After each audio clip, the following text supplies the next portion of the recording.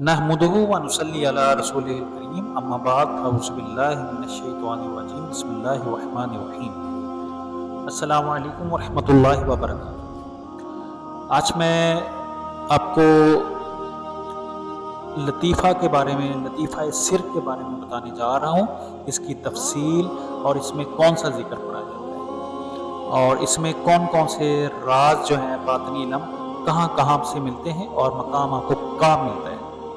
تو لطیفہ سر صوفیہ کے روحانی نظام کا تیسرا اہم مرکز ہے جو انسان کی باطنی زندگی اور روحانی ترقی میں گہرا اثر رکھتا ہے۔ یہ لطیفہ انسان کے اندرونی اسرار، شعور اور اللہ کی طرف سے خصوصی انوار و تجلیات کا مرکز ہے۔ صوفی تعلیمات میں لطیفہ سر کو راز اور باطنی علم کا مقام کہا جاتا ہے۔ اب لطیفہ سر کی تفصیل، سب سے پہلا ہے اس کا مقام۔ لطیفہ سر سینے کے وسط میں قلب اور روح کے درمیان واقع ہوتا ہے۔ اب اس کا جو رنگ ہے، اس لطیفے کا رنگ سفید بیان کیا جاتا ہے جو پاکیزگی، نورانیت اور روحانی روشنی کی علامت ہے۔ اب خصوصیت اس کی کیا ہے؟ لطیفہ سر کو راز الہی کا مرکز سمجھا جاتا ہے جہاں اللہ تعالیٰ کی جانب سے خاص روحانی علم اور اسرار کا انکشاف ہوتا ہے۔ اس لطیفے کا تعلق انسان کی باطنی اور روحانی ترقی سے اور یہ اللہ تعالیٰ کے ساتھ گہرے روحانی تعلق کا ذریعہ بنتا ہے۔ یہ لطیفہ روحانی شعور، انکشافات اور اللہ کی جانب سے ملنے والی خاص تجلیات کا مرکز ہے۔ اب اس لطیفہ میں آپ کون سا ذکر کریں گے؟ ذکر اس میں ذات ہے۔ اس میں لطیفہ سر کا جو ذکر ہے وہ ہے یا حی یا قیوم، اور بعض جو سلسلے ہیں ان میں اللہ بھی بتایا جاتا ہے۔ تو یہ دو ذکر میں نے آپ کو بتائے ہیں، یا حی یا قیوم اور اللہ۔ اس ذکر کے ذریعے انسان کو اللہ تعالیٰ کے راز اور باطنی علوم کا ادراک ہوتا ہے اور روحانی ترقی میں اضافہ ملتا ہے۔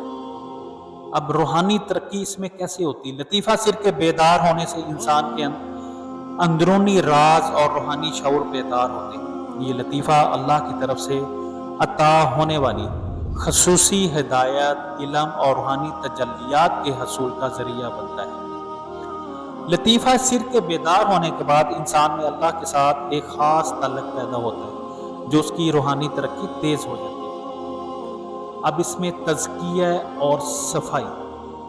لطیفہ سر کا تعلق روحانی صفائی اور تزکیہ سے ہے۔ ذکر اور مراقبہ کے ذریعے انسان کے باطنی وجود کی صفائی ہوتی ہے اور وہ دنیاوی علائشوں سے آزاد ہو کر اللہ کی طرف متوجہ ہوتا ہے۔ یہ لطیفہ اللہ کے راز اور باطنی علوم کی طرف دروازہ کھولتا ہے جس کے ذریعے انسان کو روحانی فیض ملتا ہے۔ لطیفہ سر کا ذکر اور بیداری کا طریقہ۔ لطیفہ سر کو بیدار کرنے کے لیے یا حی یا قیوم یا اللہ کا ذکر کیا جاتا ہے تاکہ انسان اللہ کی معرفت اور اس کے رازوں کا ادراک حاصل کر سکے۔ ذکر کو باطنی طور پر دل اور ذہن میں کیا جاتا ہے اور مکمل توجہ کے ساتھ اللہ کی طرف رجوع کیا جاتا ہے۔ مراقبہ اور استغراق کے ذریعے لطیفہ سر کی بیداری میں مدد ملتی ہے اور انسان کے اندرونی شعور میں اضافہ ہوتا ہے۔ اب اس میں جو روحانی فوائد ہمیں ملتے ہیں، لطیفہ سر کے بیدار ہونے سے انسان کو اللہ کے ساتھ گہرا روحانی تعلق نصیب ہوتا ہے۔ یہ لطیفہ انسان کی روحانی زندگی میں روشنی، صفائی اور اللہ کی طرف سے خصوصی علم اور ہدایت کے دروازے کھولتا ہے۔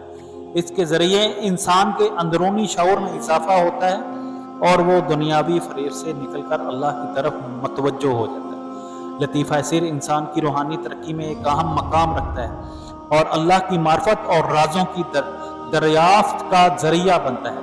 اس کی بیداری سے انسان کی باطنی زندگی میں روشنی اور سکون آتا ہے اور وہ روحانی دنیا میں مزید آگے بڑھتا ہے۔ تو یہ تھی آج کی میری ویڈیو، لطیفہ سر کے بارے میں نے آج آپ کو بتایا ہے۔ تو یہ تیسرا ہے لطیفہ۔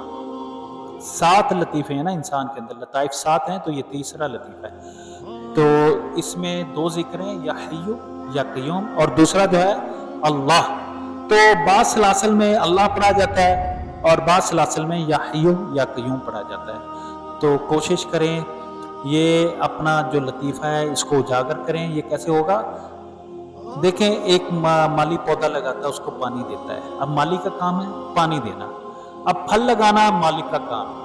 तो अगर आप किसी के हाथ पे बैठ हैं तो उनसे इजाज़त लें और ये शुरू करें। इंशाअल्लाह आप पानी लगाते जाएं, मालिक का काम है फूल लगाना। तो आप देख रहे हैं वसीम कादरी चैनल, मैं सूफ़ी मोहम्मद वसीम कादरी आपकी खिदमत में हाजिर हूँ। तो उम्मीद करता हूँ आपको वीडियो बहुत अच्छी लगी होगी। अगर किसी मेरे मुसलमान भाई को इजाज़त चाहिए इस लतीफ़ा की, इस जिक्र की, तो वो मुझे लाजमी कमेंट्स करें। इंशाअल्लाह कमेंट्स के बाद आपको इजाज़त दे दी जाएगी। जज़ाकल्लाह।